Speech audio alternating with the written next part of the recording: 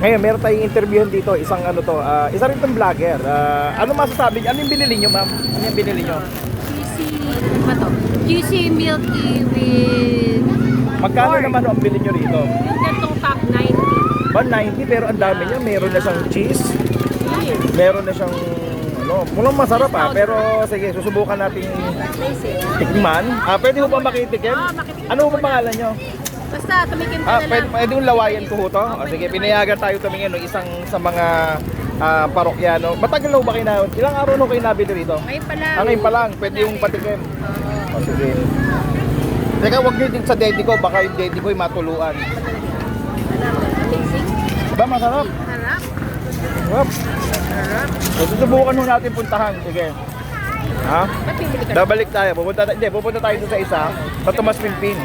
Kung ganito rin karaming tao. At Not now. ayun, lalakad tayo ron. Ma'am? Ayan ho, ha? Nakita nyo kung gaano karaming tao ang makain dito. Susubukan. Marami yung tinitinda rito. May Korean street food. May buko shalala. Japanese. Mag-i-enjoy kayo rito pag dito kayo pumunta. Pero titignan natin yung isa na kung ganito karami. Babalikan namin kayo. Sige.